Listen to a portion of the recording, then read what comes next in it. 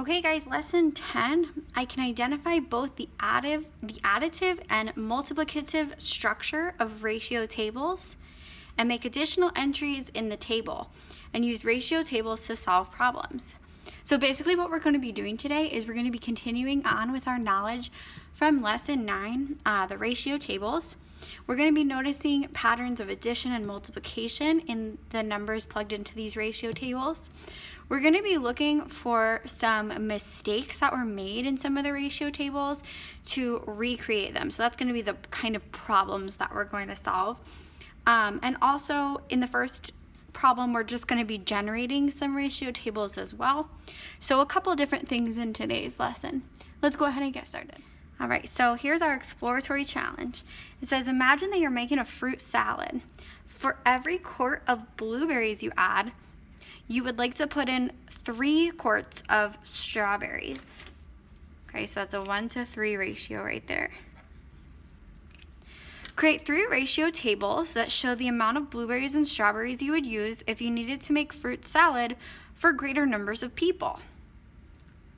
Table 1 should contain amounts where you have added fewer than 10 quarts of blueberries to the salad. So in this blueberries column here, we're not going to have anything 10 or more. So we're going to be doing fewer than 10. I'm just going to notate that there. This column is going to be fewer than 10. Table 2 should contain amounts of blueberries between 10 and 50 quarts. So now we're going to be talking about numbers that are between 10 and 50 in the quarts of blueberries column. Table 3 should contain amounts of blueberries greater than 100 quarts. In that column here, so anything greater than the number 100. All right, so let's start with table 1, and let me zoom in here to table 1. Okay, so we are still working with that same 1-to-3 ratio. So if I'm working with less than 10, I'm just gonna start with 1. So 1 quart of blueberries to every 3 quart of strawberries. So we know here 1 times 3 gives me 3, so the relationship won't change. So in all of these, I'm going to be multiplying the number of blueberries times 3 to get the quarts of strawberries. Okay, so again, we can't go above 10. I'm just going to go 1 quart of blueberries, 2 quarts of blueberries, 3 quarts of blueberries, 4 and 5 quarts of blueberries. Okay, now in order to find the quarts of strawberries, again, I multiply quarts of blueberries times 3. 2 times 3 is 6. 3 times 3 is 9. 4 times 3 is 12. And 5 times 3 is 15. Okay. Next table, we're still keeping that same relationship. The relationship will not change. However, now they want us to use numbers between 10 and 50. So I'm just going to go 10, 20, 30, 40, 50 for the quarts of blueberries. Now, since I'm keeping that same 1-to-3 ratio, the relationship doesn't change. I'm always going to be multiplying by 3 in order to get the quarts of strawberries. So 10 times 3 is 30. 20 times 3 is 60. 30 times 3 is 90. 40 times 3 is 120. And 50 times 3 is 150. Right, and then the third table, we are working with numbers greater than 100. So I'm not going to include the number 100 because they want them even greater than 100. So I'll start at 200 and then just go up by hundreds to make it easy. 300, 400, 500, 600. Okay, and again, the relationship doesn't change. I'm keeping consistent with that 1-to-3 ratio. So I know that I will multiply each number in the blueberry column by 3. So 200 times 3 will give me 600. 300 times 3 will give me 900.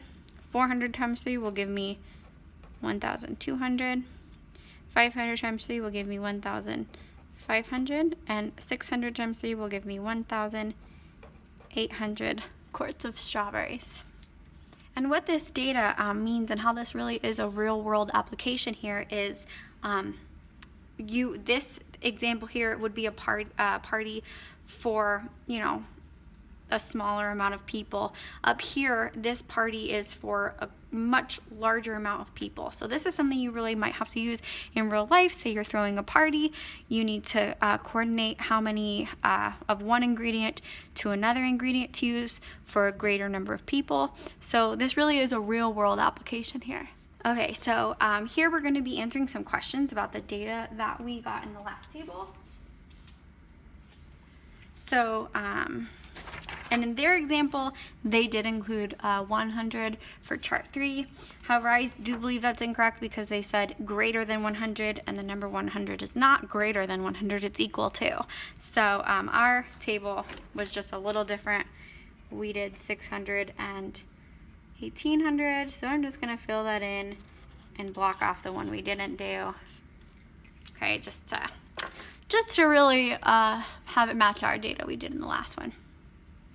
Okay, so letter A, it says describe any patterns you see in the tables. Be specific in your descriptions.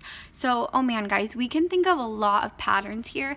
I could talk about the pattern, the fact that in each table, I am multiplying 3 times the amount of blueberries to find the number of strawberries. So, the number of strawberries is always 3 times the number of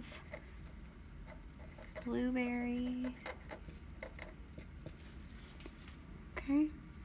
We could also talk about addition patterns that we see. Thinking back to our content goal, how we want to find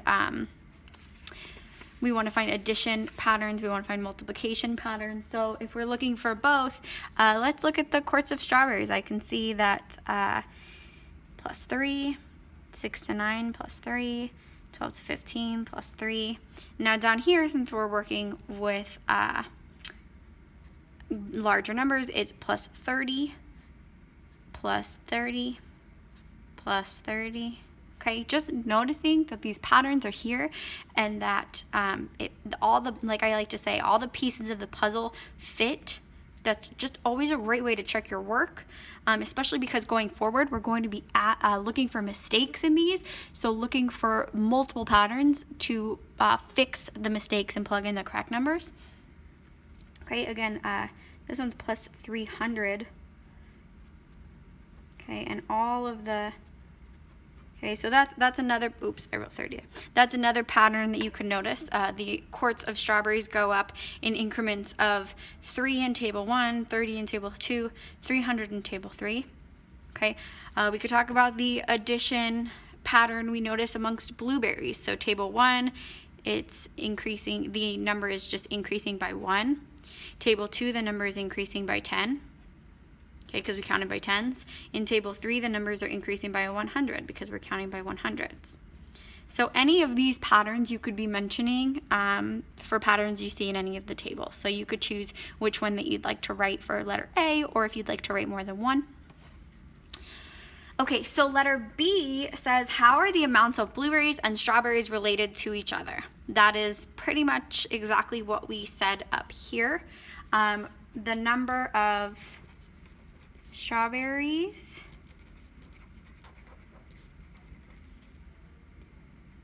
is 3 times the number of blueberries because the ratio is 1 to 3. And I am doing a lot of abbreviating in my answers here because we have a bit of writing to do in this short lesson. For example, I'm using the number sign instead of writing out the word number. I'm using the time sign instead of writing out the word times.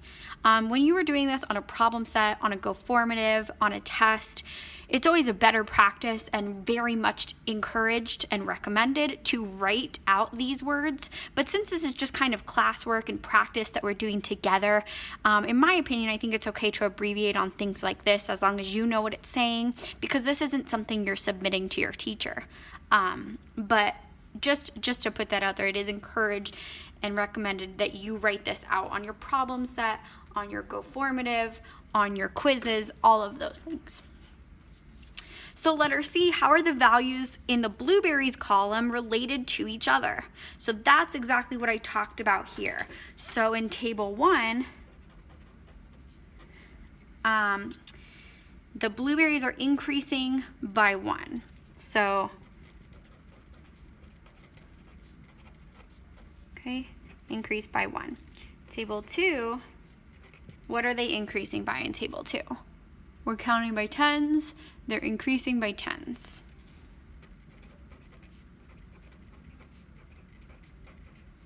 Increase by 10. Okay, because you're adding 10 each time. It's plus 10, plus 10, plus 10, plus 10 to get these new numbers.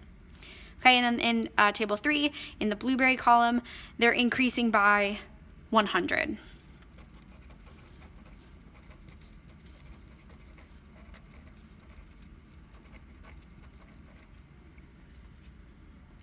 All right. Letter D says, how are the values in the strawberries column related to each other? So this is asking the same exact thing, except we're not talking about the blueberries, we're talking about the strawberries. So I'm going to write the same idea. In table 1, they're increasing by 3. And I'm even going to do a little simple increase by 3. Table 2, increase by 30. And in table 3, they are increasing by 300.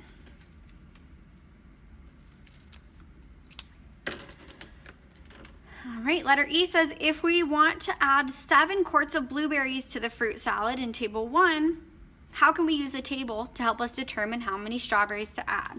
So I know how to figure this out with multiplication, but the question is asking us to use the table to determine, which we're still going to be timesing everything by 3. Okay, so if I added 7 to my blueberry column here, I would still be multiplying by 3. Oh, let me zoom in. Sorry, guys.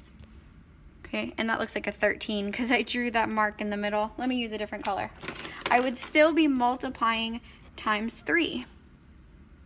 Okay, so because that relationship, it doesn't change ever. We're sticking with that same consistent ratio. So 7 times 3 would give me 21 quarts of strawberries.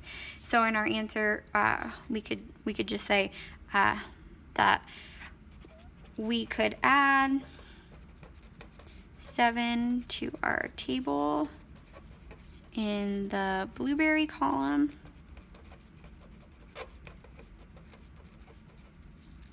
Okay, multiply 7 times 3 equals 21 strawberries. Oh gosh, there we go, sorry guys. We could add 7 to our table in the blueberry column, multiply 7 times 3 equals 21 strawberries. I'm sorry my writing's a little sloppy. I try to write as fast as I'm talking in these videos so they're not super long. If we know we use 70 quarts of blueberries to make our salad, how can we use a ratio table to find out how many quarts of strawberries were used? Okay, so if this were on our ratio table and we had 70 blueberries, okay, and we need to know how many strawberries, I know the relationship is still times 3. So blueberries times that by 3 to get the number of strawberries. So 70 times 3 is 210. Okay, so 210, I'll just write strawberries over here. Okay. All right.